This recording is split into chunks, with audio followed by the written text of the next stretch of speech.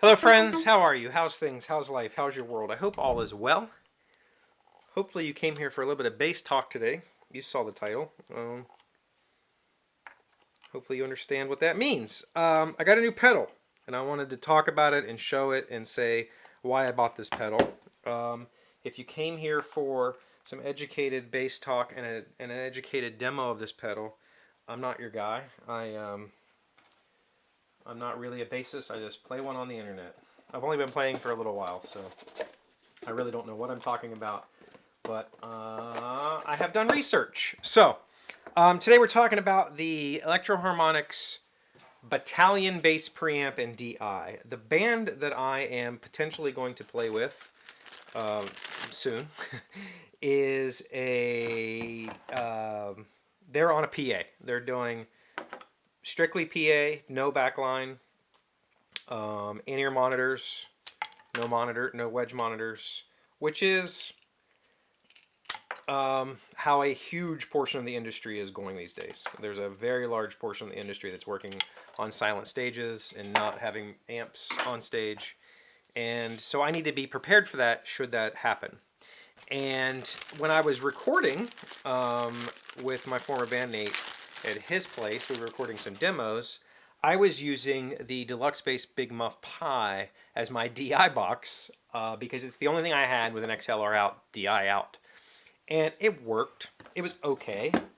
But the Deluxe Bass is really it's a fuzz pedal that just happens to do DI. It really, the DI is almost an afterthought on that pedal. And it worked, but it worked in a very, limited capacity, meaning that with the blend knob all the way off, meaning there's no fuzz, all I was getting out of this pedal was a noise gate and a low pass filter, and that was it. Because, I was doing jazz, I don't need any of the fuzz stuff. And the rest of this stuff, the tone, the sustain, and the crossover high pass filter are only for the fuzz side of this pedal. I don't need any of that stuff. I just needed a decent DI out for recording. And this did good. And so when I started thinking about, I started doing the research on what would be a better DI for this new band or, other bands in the future, wherever I end up. If you ask that question, what's your favorite DI on bass? 99% of the time they're going to say a Sans amp or maybe a Dark Glass, but the Sans amp seems to be like everybody's favorite. And the Sans amp is Tech 21 makes the pedal. It is a modeler, meaning that you're not playing with an amp on stage, but the pedal is emulating an amp. And in this case, I believe, somebody correct me if I'm wrong, the Sans amp is emulating a Ampeg SVT. I played a Sans amp last year. I played my friend Johnny's rig. He's with Johnny with the Rum Jacks. I played his rig last year in Milwaukee, I think is where we were. And it was okay. Like, being that we were on a giant stage with a giant PA, I couldn't necessarily hear the amp modeling. Like, it sounded like, well, there's noise coming out of the PA. That's all I could really tell. But it sounded fine. But what I learned in that process was I don't need most of the stuff that the SVT can do. Like, I don't need the presence knob. I'm playing a P bass with flats. There's not a lot of top end on this bass anyway. So having a presence knob that adds top end doesn't really do me anything. It doesn't help me out. I'm about as professional as a freaking dog turd. That's way too loud.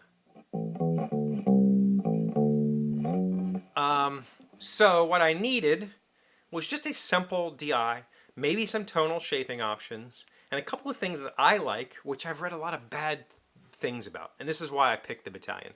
It wasn't $270, which is a lot of money to spend on a pedal you might use someday. This pedal I will use all the time because it has some features that the Sans amp doesn't have that I like. Hopefully. I don't know that for sure. But it's an Electro-Harmonix and the features were here. It was $100. So it was on sale on Amazon and I had some Amazon cash, so I got it for $100. It has a distortion circuit if I want to use it. I don't know what it sounds like.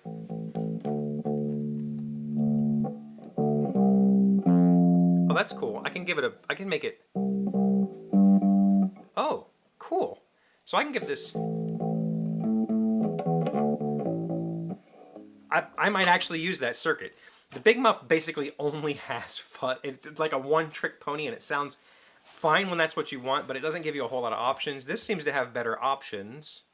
Neat. I'll have to play with that because it might give me, it might be just like a good boost. It might give me a little bit of a boost when I want to do something special. Anyway, the reason I picked this, $100, way less expensive, decent DI, or the DI out is fine. It doesn't have any amp modeling or whatever. I don't necessarily care about that. Again, I'm playing a P bass with flats. I don't need a whole lot of the fancy stuff. But it has one, the thing that I really liked about this is a noise gate. Now I have heard that the noise gate in this thing sucks. And I can tell you from experience, the noise gate in this thing sucks generally, but I kind of liked it.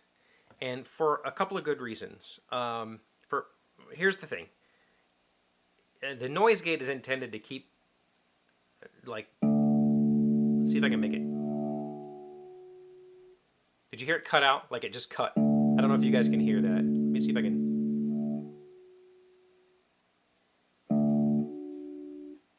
Did you hear it cut right there? In fact, I'm actually plucking my string right now, but nothing's coming out. If I turn the gate down, it'll start getting funny. Eventually that'll come in. There it goes. And there it's off again. So it's breaking up and getting weird. And that's the thing people don't like. I don't mind it, and I'll tell you why. As I've worked on this instrument, I've worked very, very hard on playing a very soft. It's gonna be funny here. I'm worked on playing, giving my.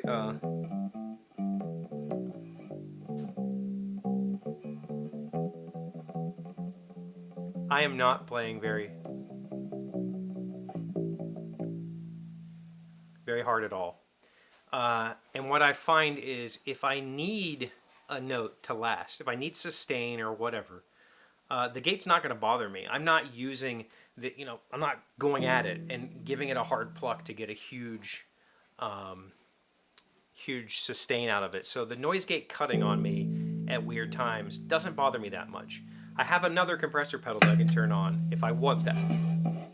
And so with this pedal, I can get nearly infinite sustain.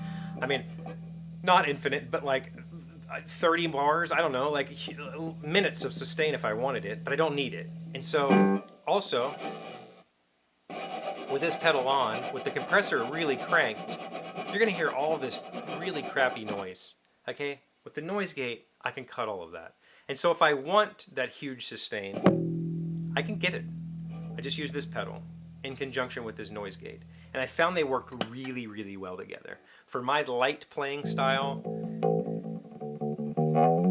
it works really, really well. So I'm okay with a janky, weird noise gate. I just wanted some kind of noise gate that I can tune a little bit, and then if I want the sound to stop, I mute my strings anyway. I don't need to worry about decay really eating my signal. That's not a concern for me. Number two, it has a compressor built in, so I can always turn the compressor on here and get a little tonal shaping, or get a little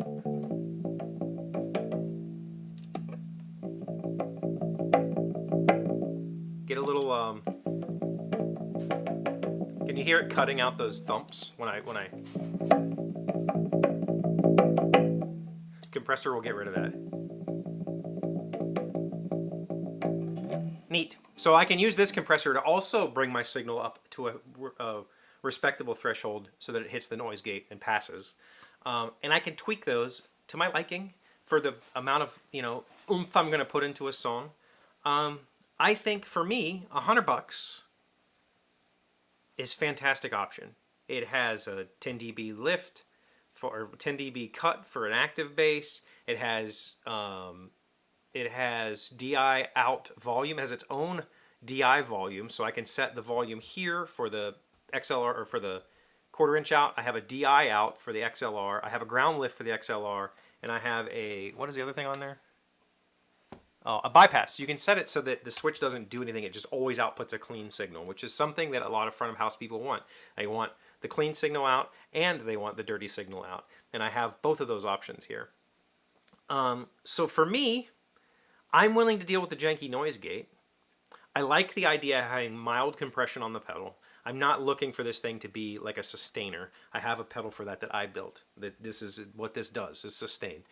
This compressor will just kind of help fix my janky fingers when they start loping and being weird. And then I have tonal shaping. So I do have, there's a bass cut, there's a 4-band EQ. I can, that's the treble boosted and cut. You're not, maybe a,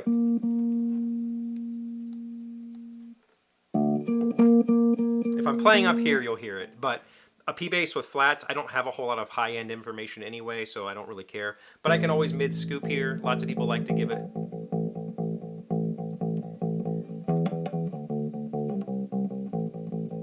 So a 4-band EQ at my fingertips. I don't have to worry about what the front of house does. They can do whatever they want. I can set it the way I like it.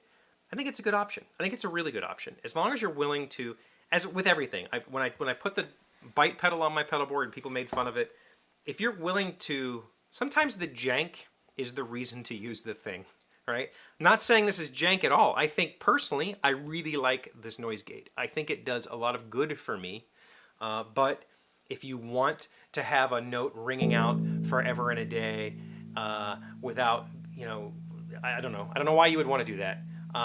It's not going to work for you. The gate's just simply not going to work. You need to just turn it off because something like that's going to happen. But for me, I think it's going to be a good option. I think it has the value that I was getting out of this with some extra, you know, components like the compressor and the 4-band EQ. And now that I've messed with the knobs on this distortion circuit a little bit, I think I can use this like a good boost, like a cleanish boost, slight drive, and give myself a little extra oomph, like if I'm going to do a solo or something like that. So I'm actually very excited to play with this. I'm going to spend the next week or so learning it well and setting it up for myself and finding the sweet spots for me. Okay, that's it.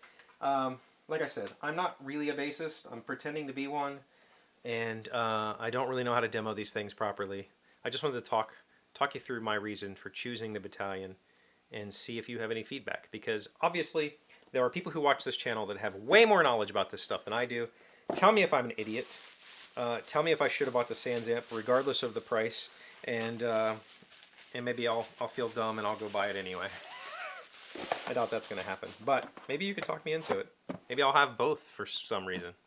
Okay, that's all I got for you today. Thank you for watching. Thank you for always being here, especially those of you who don't give a darn about bass but show up anyway. I really appreciate that very, very much. Please leave a comment. Let me know what you think. Let me know if you have any other topics or things you want to discuss. Not necessarily about bass, but it could be about bass. And like the video. Subscribe if you're new here. I very much appreciate that. And I'll see you again tomorrow. Today's 1,000 plus little things happy, successful people do differently. We are learning 20 morning mantras to start the day loving people. Number 11, in human relationships, distance is not measured in miles, but in affection. Two people can be right next to each other, yet miles apart. Yes, so much so. Yes. Yes. God, I don't have anything to add to that. Yes.